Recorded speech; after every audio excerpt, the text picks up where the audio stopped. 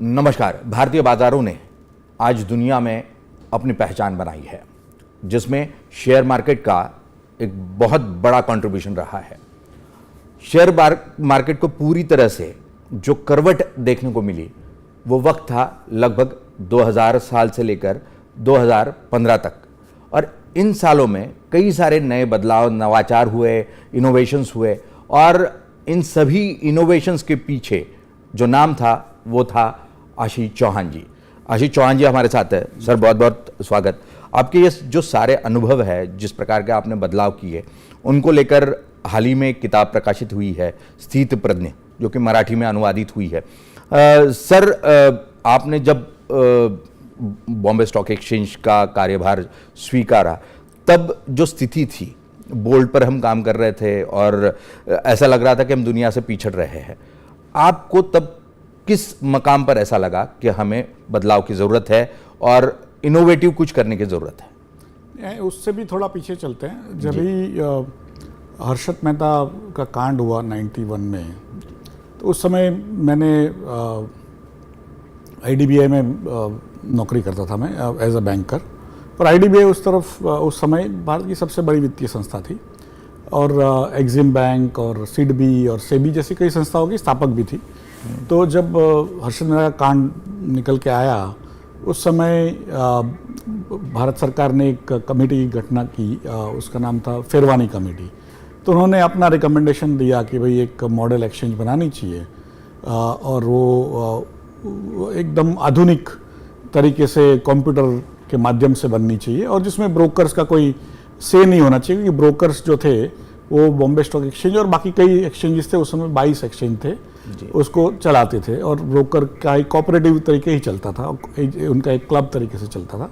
तो सरकार की जो फिरवानी कमेटी थी, उसने कहा कि भाई आप उसको अलग तरीके से कॉरपोरेट के रूप में बनाइए जी। तो उस हिसाब से IDBI को सरकार ने कहा कि आप ये एक्सचेंज को बनाइए, NSE। तो उस समय मैं IDBI में काम करता था, तो 5 लोगों का एक टीम बनाया गया, जिसमें मैं भी शामिल था।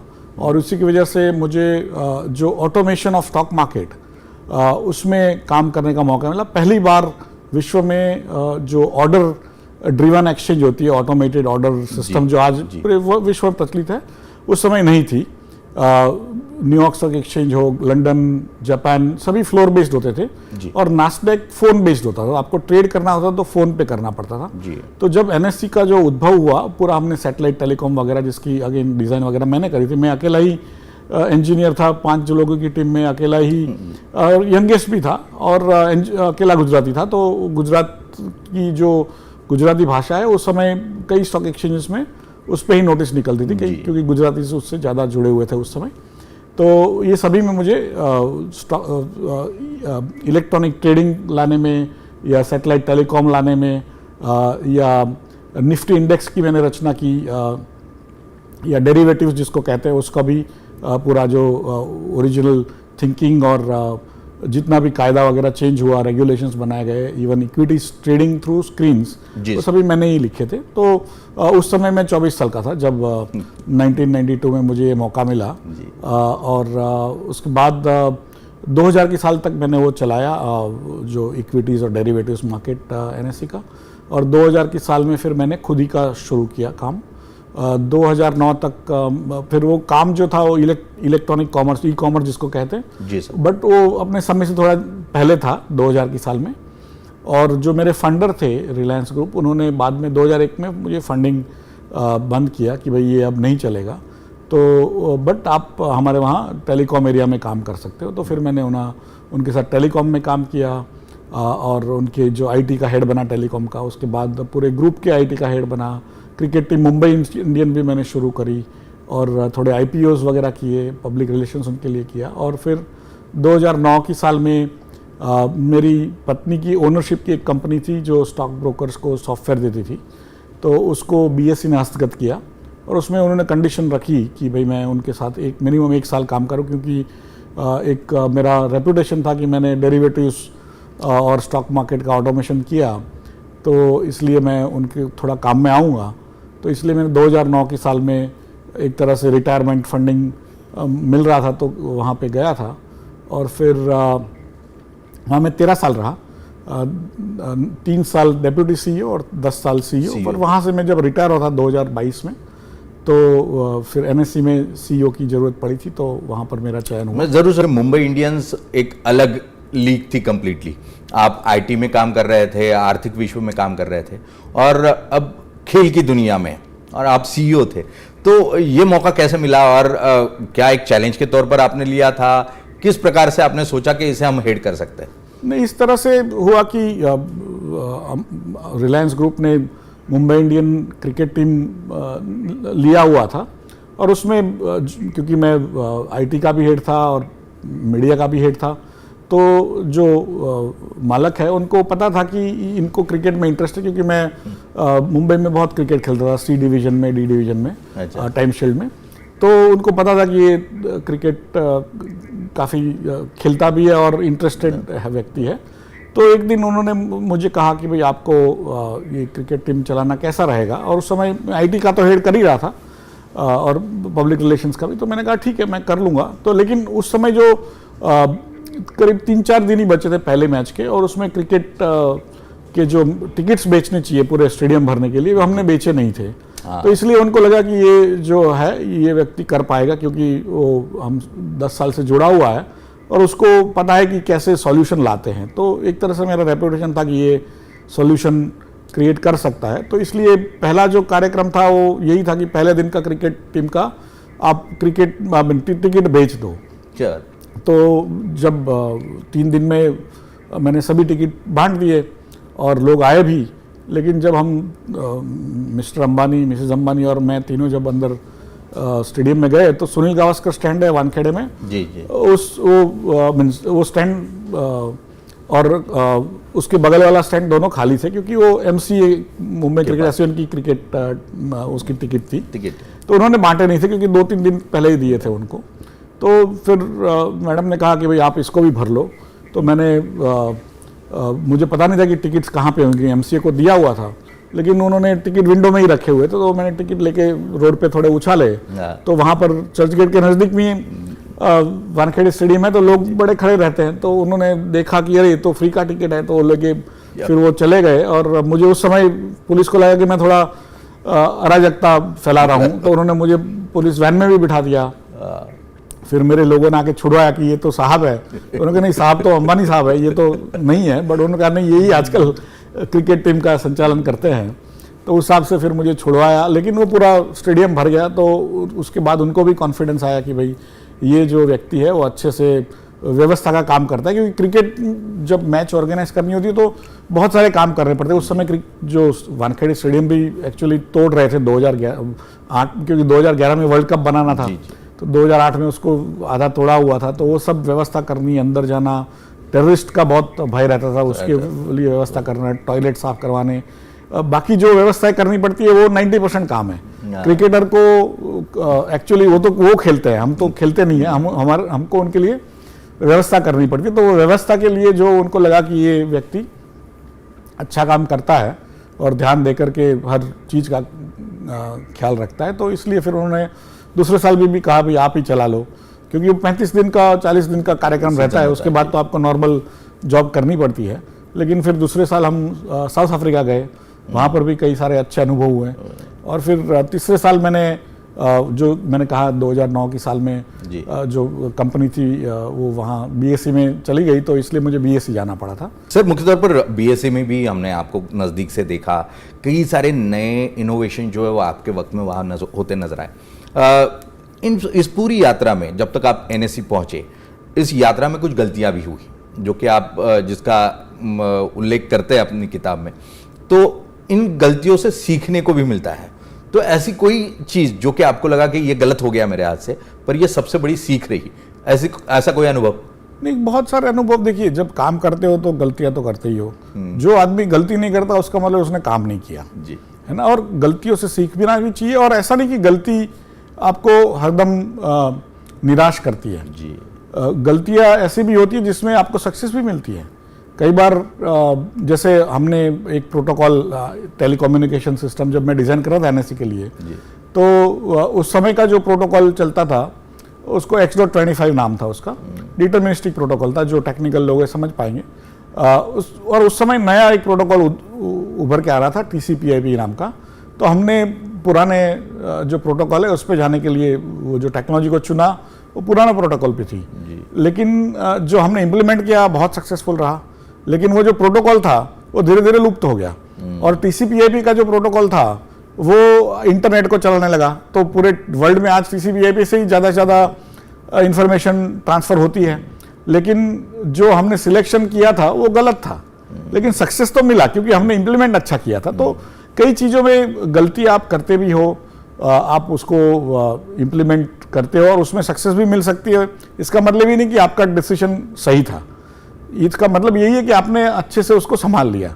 और ऐसी कई चीज़ें होती है कि थोड़ा सा एक आप जब काम करते हो तो पता चलता है कि ये ऐसे करता तो बेहतर हो जाता, तो वो भी एक गलती ही है, लेकिन आप उसको उतना मानते गलती नहीं हो कि उससे आपको कोई खास नुकसान नहीं हुआ, इसका मतलब ये नहीं गलती नहीं था। तो ऐसी जीवन में हर रोज कुछ ना कुछ गलतियां हम करते ही रहते हैं और उससे सीखना भी चाहिए और अपने आप को सुधारना चाहिए। डेरिवेटिव जो है, जिस वक्त में बहुत उसका संचालन नहीं था, बहुत ज़्यादा चर्चा नहीं होती थी, उस वक्त आपने क्यों सोचा कि इस सेक्टर को जो है डेवलप करना चाहिए? एक तरह से 94 में हमने नवंबर 3 94 दिवाली के दिन NSE का इक्विटी मार्केट शुरू किया और अक्टूबर 95 तक 11 महीने के अंदर NSE became larger than BSE। NSE BSE से बड़ा हो गया, तो लगा कि अब हम एक अच्छा मकाम पर पहुंचे हैं तो कोई नया चीज़ करना चाहिए। जो पहले एक बदला सिस्टम हुआ करती थी स्टॉक मार्केट में, जो एक तरह से प्लानिंग या डेरिवेटिव्स का काम करती थी, तो लेकिन सरकार को लग रहा था कि उसी की वजह से कई सारे इश्यूज हर्षद मेहता के समय और उसके पहले भी 100 साल तक मार्केट चला था, तो बहुत सारे इश्यूज उसी की वजह से हुए थे। तो उनको लगा कि ये दोनों को अलग कर देना चाहिए और विश्व में नई जो मॉडर्न फ्रेमवर्क है वो डेरिवेटिव्स की आई है। तो उसी समय जब ये चर्चा चली रही थी तो एक निक लिसन नाम की एक ट्रेडर था UK का, लेकिन वो सिंगापुर में रहता। उसने बेरिंग्स बैंक करके एक वर्ल्ड की सबसे ओल्डेस्ट बैंक थी, UK की बैंक थी, उसको सिंगापुर में निक्के 225 नाम का एक इंडेक्स है, उसके ट्रेडिंग डेरिवेटिव्स करके उसको इतने लॉस में ला दिया कि वो पूरी बैंक ही बंद हो गई। तो उस समय बहुत चर्चा थी कि भाई ये डेरिवेटिव्स खतरनाक होते हैं, उसमें काम करना नहीं चाहिए। तो भी मेरे जो बॉसेस थे और जो हमारी सेबी है रेगुलेटर, उनको लगा कि ये कहीं ना कहीं तो हमें इसको अलग करना पड़ेगा, डेरिवेटिव्स पे हमें काम करना चाहिए। तो उस समय मैं इक्विटीज मार्केट चला रहा था और मुझे कहा कि आप डेरिवेटिव्स मार्केट पे भी काम करिए, तो इसलिए मैंने उस पर काम शुरू किया।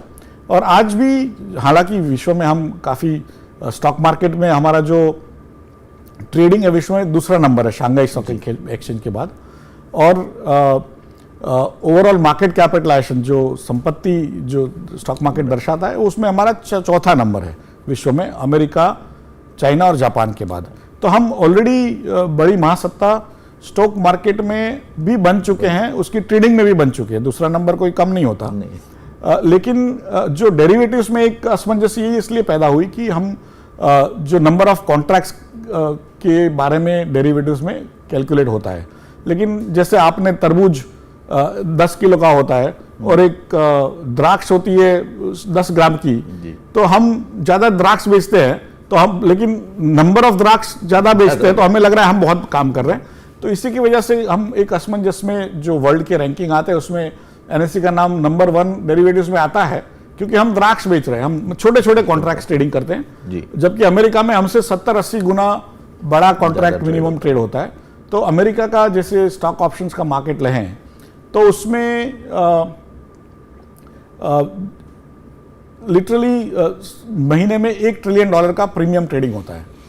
इंडिया में टोटल मिला के 120-140 बिलियन डॉलर का करीब 1/7 या 1/8 होता है। फिर भी हम चूंकि ज़्यादा नंबर ऑफ कॉन्ट्रैक्ट ट्रेड करते हैं तो हमारा नंबर ज़्यादा दिखता है, तो उसकी वजह से एक असमंजस पैदा हुई है। तो हम उसके बारे में काफ़ी सुनते भी आए और स्वाभाविक है कि स्पेक्यूलेशन या जो सट्टेबाजी जो होती है कम करनी चाहिए निवेशकों को, तो उसकी वजह से हमने आजकल जो कॉन्ट्रैक्ट साइज भी बढ़ा दी जिससे छोटे निवेशक उसमें ट्रेडिंग करने नहीं आए और ज़्यादा से ज़्यादा निवेश स्टॉक मार्केट के जरिए कंपनियों में करें, नहीं कि डेरिवेटिव्स में। जी सर, इसी मुद्दे को लेकर, क्योंकि आपने BSE हो या NSE का जब भी प्रमुख के तौर पर आप काम कर रहे हैं, आपने ऐसे वर्ग को मार्केट के साथ जोड़ा जो कि मार्केट के साथ नहीं था, एक केवल कुछ एक वर्ग था, एक समाज था जो मार्केट के साथ ट्रेड करते नजर आ रहा था, पर नंबर ऑफ डीमैट अकाउंट्स बढ़े, आम जनता मार्केट के साथ जुड़ी, तो उसके पीछे क्या विचार था? क्योंकि आज देश में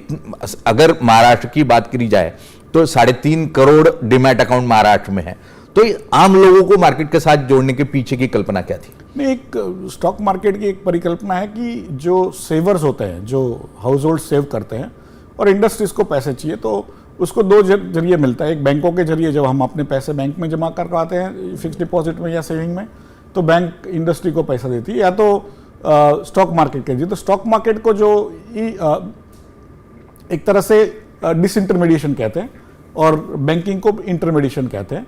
तो स्टॉक मार्केट के जरिए कैसे हमारे उद्योजक को पैसे जुटाया जाए और हमारे जो सेवर्स हैं उनको भी अच्छा रिटर्न मिले, वो एक परिकल्पना हर समाज में होती है, क्योंकि स्टॉक मार्केट का वही थियरी है। लेकिन हम जब 1992 में एनएसई पे शुरू किए काम, तो भारत में 10 लाख से कम लोग निवेश करते थे। आज करीब 11 11.6 करोड़ निवेशक आज भारत में ट्रेड करते हैं। उसमें हमने डिपॉजिटरी की भी रचना की, एनएसडीएल की, उसमें भी मैंने थोड़ा काम किया, क्लियरिंग हाउस की भी रचना की। तो ये सब जितने भी बिल्डिंग ब्लॉक्स थे उसमें सभी में मैंने काम किया, उसके रचना में, उसके आइडियाज़ वगैरह में। लेकिन ये सब का एक ही मतलब था कि कितने ज़्यादा से ज़्यादा लोगों को सेविंग्स के लिए जुड़े, निवेश के लिए जुड़े, और हमारे उद्योजक जो है वो जॉब्स क्रिएट करते हैं, उनको ज़्यादा से ज़्यादा पैसा जुटा के दे, जिससे संपत्ति भी बढ़ेगी। और उस समय भारत की टोटल स्टॉक मार्केट की जो संपत्ति थी, मार्केट कैपिटलाइजेशन जिसको कहते हैं, करीब 3.7 लाख करोड़ थी। आज करीब 460 लाख करोड़ है। तो आपने मैंने 120-125 गुना अधिक हो गया। तो जो हमने सोचा था उस समय कि ज़्यादा से ज़्यादा लोगों को जोड़े, ज़्यादा से ज़्यादा उद्योग स्टॉक मार्केट में लिस्टिंग हो और ज़्यादा से ज़्यादा नौकरियां बने, ज़्यादा से ज़्यादा लोगों को नौकरियां बनती है तो वो भी निवेश करेंगे। तो वो जो परिकल्पना थी वो आज साकार हुई। तो इसलिए मैं प्रभु को भी धन्यवाद देता हूं कि भारत को उन्होंने इस मकाम पर हमको लेके आए और उसमें एनएसई एक निमित्त बना, वो बहुत अच्छी बात है। जी, मुख्य तौर पर आपने जिस प्रकार के इनोवेशंस किए उसमें आज जब हम आने वाले दिनों के ट्रेडिंग को देखते हैं तो एक एंजल फंडिंग जो है अब मार्केट के जरिए कैसे हो सकती है, उस पर भी बड़े पैमाने पर काम हो रहा है और उसमें भी हो रहा है। तो स्टार्टअप्स के लिए इकोसिस्टम जो बन रही है उसे आप कैसे देखते हैं और मार्केट ज़्यादा आसानी से उन तक कैसे पहुंच पाएंगे? नहीं, जैसे एंजल फंडिंग होती है, वेंचर कैपिटल फंडिंग होती है, प्राइवेट इक्विटी होती है, वो एक तरह से बहुत कम लोगों को पैसा जुटा पाती है। और स्टॉक मार्केट में अभी आप 11.6 करोड़ निवेशक है, तो उसमें से इवन 1000-2000 लोग भी आपकी कंपनी में निवेश करते हैं, तो आपके जो छोटे पैसे चाहिए वो मिल जाता है। तो उसी की वजह से हमने एक एसएमई मार्केट की रचना की जिसका नाम एनएसई इमर्ज है, जिसमें आज करीब 600 से अधिक कंपनियां लिस्टेड है। एवरेज वो लोग 8-10 करोड़ रुपया जुटाते हैं और उनका आज टोटल 600 कंपनी का मार्केट कैपिटलाइजेशन बढ़ के करीब 3 से 4 लाख करोड़ हो गया है। तो ये जितने भी एंजल या वो जो आप सोचते हो उससे कई गुना ज़्यादा स्टॉक मार्केट्स के जरिए भी छोटी कंपनियों को आज पैसे मिल रहे हैं और उनकी वजह से कई कंपनियां अपना जो कारोबार है उसको बढ़ा भी रही है। इस प्रकार से छोटी छोटी कंपनियां बड़ी होती नजर आ रही है।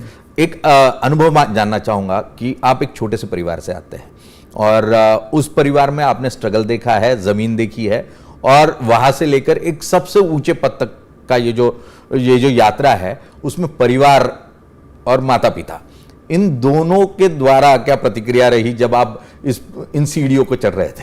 एक तरह से बचपन पे लगा कि भाई मैं थोड़ा धार्मिक था तो एक तरह से साधु बन जाएगा, ऐसा घर में एक माहौल था। और रिलीजियस घर है तो स्वाभाविक है कि उसको कोई चिंता भी नहीं थी कि साधु बनेगा तो अच्छा ही समाज का काम करेगा, तो अच्छी बात है। तो उस बहाने चल रहा था जीवन बचपन से। और बाद में जब आईआईटी में प्रवेश मिला, आईआईएम में प्रवेश मिला, जब नौकरी करे तो दोनों माता पिता मेरे सरकारी नौकरी में थे और उनको यही था कि भाई सरकार की नौकरी करनी चाहिए और हम बिजनेस में थे नहीं। लेकिन जब मैंने 2000 की साल में जब एनएससी बनाया तब तो ऐसा ही था कि पीएसयू आईडीबीआई में से गए तो सरकार की नौकरी कर रहे हैं। तो जब मैंने खुद का शुरू करने का सोचा बिजनेस, तब पिताजी ने कहा कि भाई आप अच्छा सरकार का नौकरी छोड़ के आप प्राइवेट सेक्टर में खुद का शुरू करने जा रहे हो, हमारे जीवन में किसी ने बिजनेस किया नहीं, आप कैसे करोगे। तो मैंने कहा डिसाइड किया है तो देख लेंगे, आगे जाके जो भी होगा भुगतेंगे। लेकिन ये जो आपने कहा, जो माता पिता ने, परिवार ने, जो संयुक्त कुटुंब में रहते थे, एक एक रूम में 10-10 जन भी रहते थे जब मैं छोटा था, तो संघर्ष बहुत किया है, बहुत देखा भी है। और इसलिए लगता है कि जो देश के ज़्यादा से ज़्यादा लोगों को निवेश का भी लाभ मिले, और जो भी उद्योजक, जब हम छोटे थे तो उद्योग खुद का बनाने की कोई कल्पना बहुत कम लोग करते थे, क्योंकि पैसे थे नहीं, और बिजनेस बनाने में भी अधिक पैसे चाहिए होते थे। तो आज बिजनेस बनाने में कम पैसे चाहिए, और कई रोल मॉडल्स खड़े हुए जो कहीं बैकग्राउंड नहीं था जिनका बिजनेस का, वो भी बड़े बने हैं। तो आज के बच्चे सोच सकते हैं कि वो भी उद्योजक बन सकते हैं। उसके लिए मैं जितनी कोशिश कर सकता हूँ, उनके पैसे जुटा सकते हैं, उनको गाइड कर सकते हैं, उसके लिए मैं कोशिश करते रहता हूँ। देश विदेशातील प्रत्येक घडामोडींचे लाईव्ह अपडेट मिळवण्यासाठी आता साम टीव्हीच्या सर्व सोशल मीडिया प्लॅटफॉर्मला लाईक, फॉलो आणि सबस्क्राईब करा। तसंच सर्व नोटिफिकेशनसाठी बेल आयकॉन प्रेस करायला विसरू नका।